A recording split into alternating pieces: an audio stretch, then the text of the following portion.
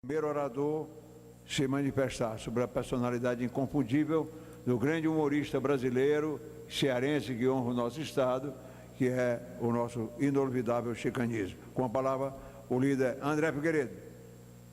Muito obrigado, senhor presidente, deputado Mauro Benevides, caro deputado Raimundo Gomes de Matos, conterrâneo de Chico Anísio, da querida terra de Maranguape, no Ceará, caro deputado Tiririca, também que teve, através da felicidade do povo brasileiro, na sua trajetória ligada ao humor, o mesmo caminho que Chico Anísio durante muitas décadas trilhou, e que hoje é deputado pelo PR de São Paulo, caro secretário de Cultura de Maranguape, Adriano Teixeira, aqui representando o prefeito George e o vice-prefeito Afonso, meus queridos colegas, deputados cearenses, deputado João Ananias, PCdoB, grande companheiro, juntamente com o deputado Chico Lopes, que também aqui fazem presença nessa sessão solene, juntamente com o deputado Danilo Forte, outro cearense também do PMDB, mostrando que essa nossa bancada sempre nutriu muito respeito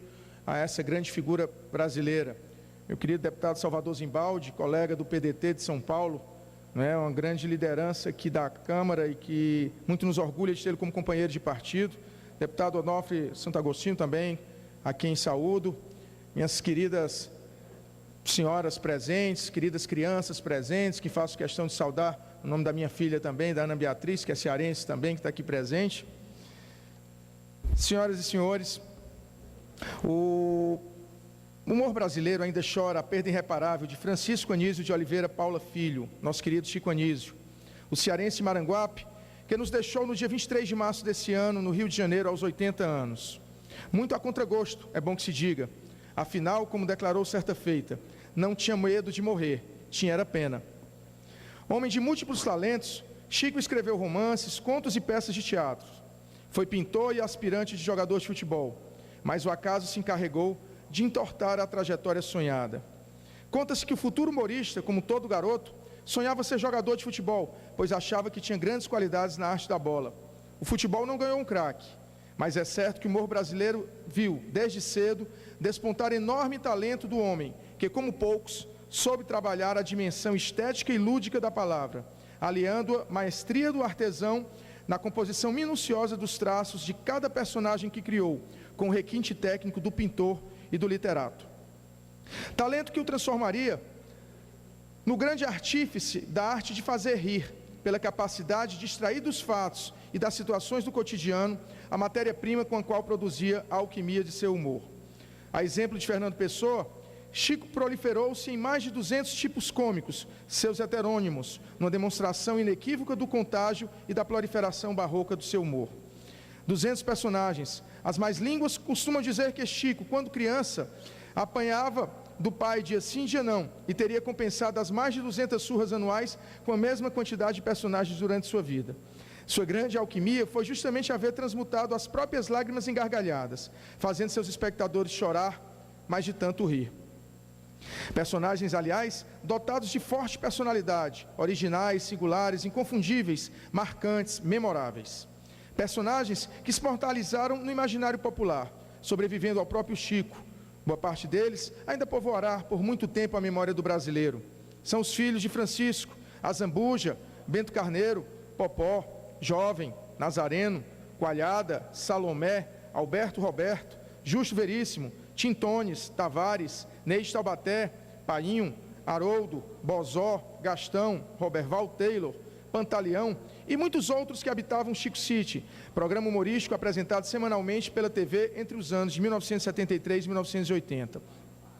O Brasil se via retratado em Chico City, porque ali a arte imitava a vida, realidade e ficção se conluiavam, e seus personagens assimilavam os tipos que podem ser encontrados nas ruas de qualquer cidade brasileira.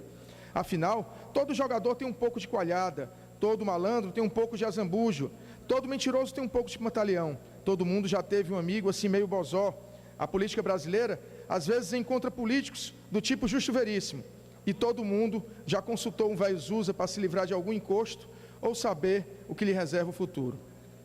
O universo ficcional de Chico City, portanto, era um microcosmo da sociedade brasileira, e seu humor teve caráter eminentemente político, de contestação da ordem vigente em pleno período da ditadura, e também crítico das aberrações da vida social e dos costumes retrógrados da política brasileira.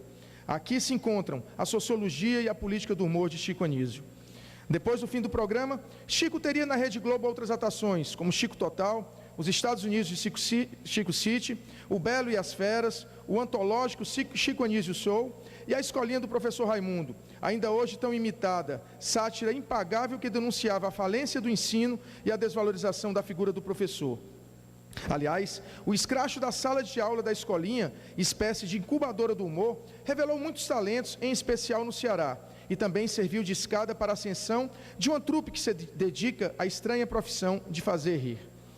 Tanto que, recentemente, humoristas cearenses subiram ao palco da noite de sexta-feira para homenagear o mestre Chico, no Café Teatro Chico Anísio, em Fortaleza. Destaco aí nomes que se inspiraram em Chico Anísio, como Tom Cavalcante, João Neto, Laitinho Brega, Aurineide Camurupim, Augusto Bonequeiro e Edi Lima, entre tantos outros que tiveram seus caminhos abertos pelo grande mestre. Permita-me, senhor presidente, aproveitar o ensejo dessa sessão solene em que os representantes do povo brasileiro prestam uma justa homenagem à obra humorista ímpar daquele que já foi considerado o Chaplin do Ceará, exatamente pela relevância do legado de sua obra, para homenagear Maranguape, cidade aprazível da região metropolitana de Fortaleza, de grande potencial turístico, berço de outros brasileiros ilustres, como o historiador João Capistrano de Abreu, terra de grande verve humorística, não por acaso famosa por seu festival de humor que acontece todo mês de maio. Maranguape, que em Tupi-Guarani significa Vale da Batalha, foi o torrão natal, com o qual Chico sempre se manteve umbilicalmente ligado e que contribuiu para tornar nacional e internacionalmente conhecida. Senhor presidente, senhoras e senhores convidados, o riso é a invenção do homem. Enquanto ele for capaz de rir, enquanto valer a pena rir, a humanidade será viável. Esperemos que os novos Chicos venham povoar nossas existências, tornando o fardo da vida mais leve e suportável pela ação do riso. O mundo poderia se tornar-se então uma grande confraria do riso, um enorme Chico City em que uma estrondosa gargalhada prorromperia antes mesmo que uma lágrima tivesse oportunidade de escorrer por nossas faces. E aí, como na versão brasileira da música Smile, de Charlie Chaplin, todo mundo iria supor que somos realmente felizes. Muito obrigado, senhor.